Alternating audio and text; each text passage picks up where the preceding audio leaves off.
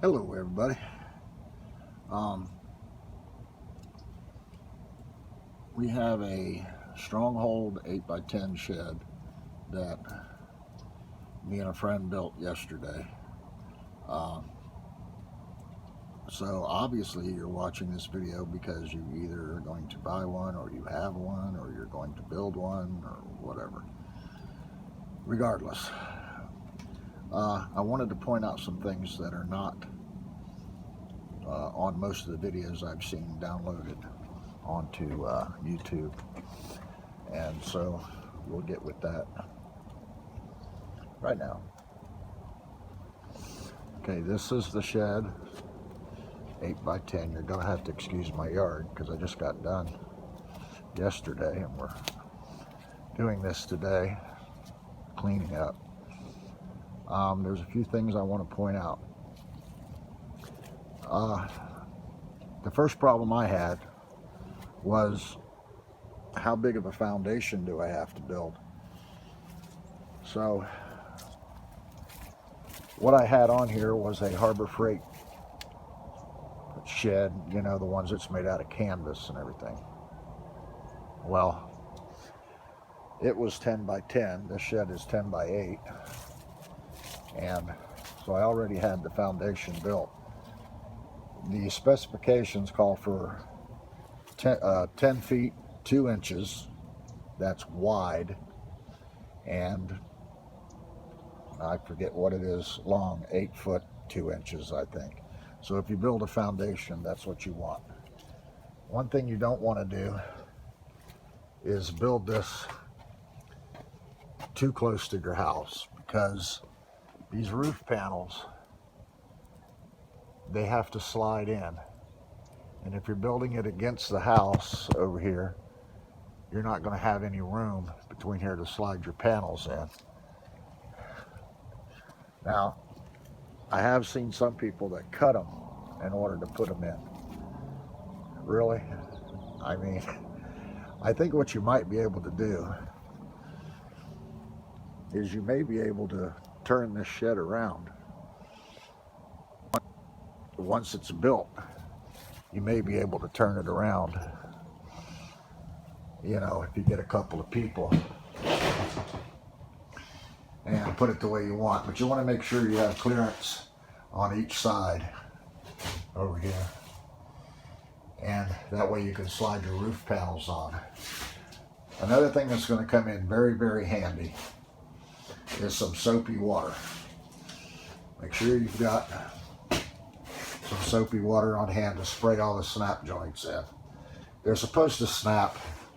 Most of the time they don't, but some of the times they do. You want to have that. Also, make sure you have a utility knife, because you want to cut, just an example, you want to cut plastic that's in these, I call it flashing. It's from when they manufacture the parts. They get a little piece of plastic on them, and that'll make it harder for your parts to go together. And spray that with some soapy water. It really does help tremendously. Couple of, doesn't really matter to me, but it probably matter to some people. These are a little cheesy, but they work. I haven't had any problems, but like I said, the shed's only a day old, so. But they're a little cheesy, but they're okay for ventilation and stuff. The sunlight, I'm gonna warn you, the skylight, very fragile. I already cracked it on one side. I'm gonna have to do something. It's not really noticeable, but when you put that together, be very, very, very careful. This does take 2 people to assemble. There's no way you're going to do it by yourself. You can, but it's going to take you 3 times as long, and you're going to get very frustrated. So have a friend help you. Trying to think if there's anything else that... Oh, I've seen some people complain about little cracks of light up here. It's no big deal. You can either foam it in or caulk it in. I'm not sure what I'm going to do, if anything. And remember, it's only a shed. You're not building a house, you're building a shed. And yes, you're going to keep your stuff in here, but it's only a shed. Another thing I've seen people complain about was how easy it is to break into it. It's that way with any shed. I don't care if it's a metal shed, a wooden shed, it doesn't matter. If somebody wants in it, they're going to get in it. But that's all I wanted to show you today, show you some of the downsides. But this shed, when you're building your foundation, just remember, it's 10 feet wide, not 10 feet long. It's 10 feet wide. So keep that in mind. And like I said, if you are going to build it close to your house like I did, you want to build it so that the roof, the peak of the roof, you know, you have room to slide those panels up, because they slide into place. So you want to keep that in mind. And like I said, if you do build it that way, you might be able to turn it. I think you probably could. Once you get it totally built, you probably could do that.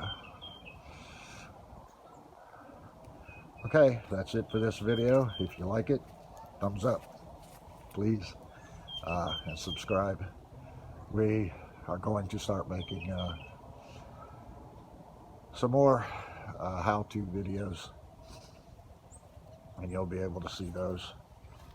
And we appreciate it. Have a good day.